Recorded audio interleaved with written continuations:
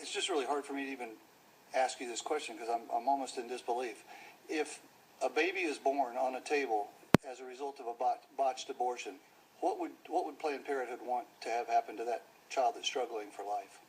You're recognized. Thank you, Mr. Chairman. Well, we believe that any decision that's made should be left up to the woman, her family, and the physician. Okay, Chair Davis, and then we'll come back to you, Rep. Oliva. Thank you, Mr. Chairman. And I believe you were in the committee room whenever I asked Representative Pigman the question about what happens in a situation where a baby is alive, breathing on a table, moving. What do your physicians do at that point? You're recognized. I do not have that information. I am not a physician. I'm not an abortion provider. So I do not have that information. Go ahead, sir. I understand that you're not a physician, but you do represent Yes. Physicians who do perform this activity.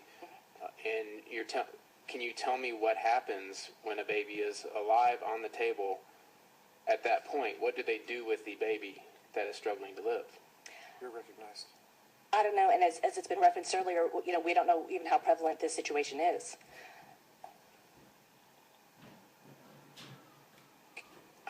I don't know how else I can get an answer, Mr. Chairman. All right, well, we'll go to Representative Oliva for his question. Thank you, Mr. Chairman. Along the same lines, you stated that that a baby born on a table as a result of a botched abortion, that decision should be left to the doctor and the family. Is that what you're saying? It should. Thank you, Mr. Chairman. That decision should be between the patient and the healthcare provider. Go ahead, sir. Thank you, Mr. Chairman. I think that at that point, the patient would be the child struggling on a table. Wouldn't you agree? You're recognized. That's a very good question. I really don't know how to answer that. I think, I would be glad to have some more, conversations with you about this. Thank you, Mr. Chairman. Representative Cleland for a question. Thank you, Mr. Chair. If the law doesn't speak to a physician's obligation in an abortion clinic setting, then what conflict do you have here? You mentioned in your testimony that the law already speaks to that, but if it doesn't in the abortion clinic setting, what issue do you have with that being codified in this bill? You're recognized. Thank you, Mr. Chairman. Okay, I'm not sure I understand your question. You can rephrase it. Thank you. From what I gathered from your testimony, physicians have an obligation already under the law to provide advanced life support to a child born alive. But if the law doesn't speak to that in an abortion clinic setting, and I think the bill sponsor, who's a physician, testified that it doesn't, then what issue would you have with that being in the current bill? You're recognized. Okay, are we talking about my reference to the federal law? I suppose so, yeah. Okay, because I just want to be clear. We support the neutrality clause that was in the Federal Born Alive Infants Protection Act of 2012, which has been addressed.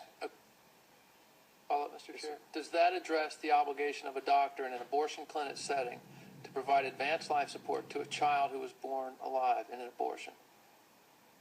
No, the neutrality clause addresses the situation where this particular language can't be extrapolated out through other, statutes dealing with abortion. It just deals with this particular area. Okay. So, Sorry. Notwithstanding that, does Planned Parenthood have an objection to a doctor being obligated to provide advanced life support in an abortion clinic setting to a child born alive? I mean, I guess you do, or you wouldn't be here, right? You're recognized. thank you, Mr. Chairman. Let me just pause and say where our opposition remains. Okay, then maybe that can answer some questions. We have serious concerns about the surrender wording in this. The second piece is, as you all discussed earlier, was the transport to the hospital. we would like to be in a position to remove our opposition. And again, Representative Pigman has been great to work with. He's been very friendly to us in terms of some language that we were trying to seek. So I do want to give him kudos for that. One final follow-up, Mr. Chair. I appreciate the indulgence. What objection could you possibly have to obligate a doctor to transport a child born alive to a hospital, where it seems to me they would be most likely to be able to survive? You're recognized. Thank you, Mr. Chairman. What about those, and I'm just speaking out loud here, what about those situations where it's in a rural healthcare setting, the hospital is 45 minutes, an hour away, that's the closest trauma center, emergency room. There's just some logistical issues involved that we've got some concerns about.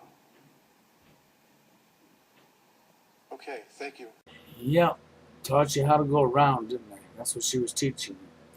She was teaching you how not to answer the question, how to go around the topic, how to not acknowledge. That's right, not acknowledge. She also double spoke. I don't know how many people actually caught the double speak, but in case you didn't catch the double speak when she was asked the same question twice by two different people, watch this. It's just really hard for me to even ask you this question because I'm almost in disbelief. If a baby is born on a table as a result of a botched abortion, what would Planned Parenthood want to have happen to that child that's struggling for life? You're recognized. Thank you, Mr. Chairman. We believe that any decision that's made should be left up to the woman, her family, and the physician. Along the same lines, you stated that that a baby born on a table as a result of a botched abortion, that decision should be left to the doctor and the family. Is that what you're saying? It should. Thank you, Mr. Chairman. That decision should be between the patient and the healthcare provider. Okay, did you catch that? You understand what I'm talking about now? See, when asked the question once, it should be left up to the woman, the family, and the physician. When asked the same question again by somebody else, it should be left up to the patient and the physician. So she couldn't even get the same answer to the same question twice, could she?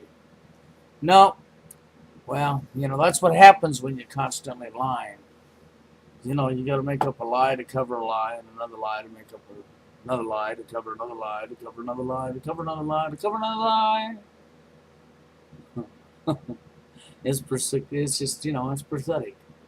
Okay? I like the last one, okay, because, now it's going to be left up to the patient and the physician. But the patient's a little infant baby. They're struggling to live. That she was attempting to kill. And if you pay attention to the end when she used her cop-out to go around, that's why I've got the video named the way I got it, to go around. At the end, she used her cop-out to go around, to not acknowledge. Well, but the hospital may be 10 or 15 miles away. But it may be too far to the hospital to save the baby's life. We're here to kill it. We don't want it to live. We got to kill it. Kill it! That's right. Because if we kill it, then we can help the global league with, population reduction. And this way, the mother of the baby, well, the reason she's there most of the time, not all the time, but most of the time, is because she don't want responsibility. I mean, if she had to take the kid home, the kid was alive, then she'd have to have responsibility. That means she might have to get up at night and she might have to feed it and change its diaper. She may have to put some ointment on its behind every now and again to keep the diaper rash off. That's right. She'd have to go to the kitchen and she'd have to make up some formula or something to feed it, or, she'd have to wake up and miss out on some beautiful sleep because it was crying. Oh, shit. Then it would tie her down. She would be able to go out and party and just go wherever she wants, whenever she wants, because she'd have some responsibility. Ooh, we can't have that now, can we? No. It's much easier to kill it. But you know what's even more sickening? With all the forms of protection they make nowadays to stop you from getting pregnant, you couldn't even take the responsibility to use that, could you? So that you wouldn't get pregnant. No, couldn't do that. And if you couldn't do that, you still couldn't keep your legs closed, could you? So between being irresponsible and not keeping your legs closed, or not willing to use any kind of protection to keep yourself from getting pregnant, it's just much easier to kill it, isn't it? So that you don't got to take any responsibility, right? Right, ladies? Isn't that what abortion's mostly about? We know why Planned Parenthood is there. They're there because they practice eugenics. That's right, they practice killing eugenics. And that's what the powers to be want. Death. Less people born. Less people alive. Georgia Guidestones tells you the number. Oh, darn, I know. That's a conspiracy theory, right? Yeah, you people are going to find out what conspiracy theory is. As history replays itself right in your face. And you're still calling it a conspiracy theory so that you wouldn't have to acknowledge. So that you could practice what she's practicing, what Planned Parenthood taught you. To go around. To not acknowledge. That's right, to go around, not acknowledge. Reach in your book of cop-outs. And pull every cop-out you can think of to go around, to not acknowledge. Yep. So that's what's going on. But I wanted to show you the double speak. You know, how this same gal couldn't answer the same question when it's asked twice. Couldn't answer the question both times the same way. Welcome to today's society of complete dumb idiots.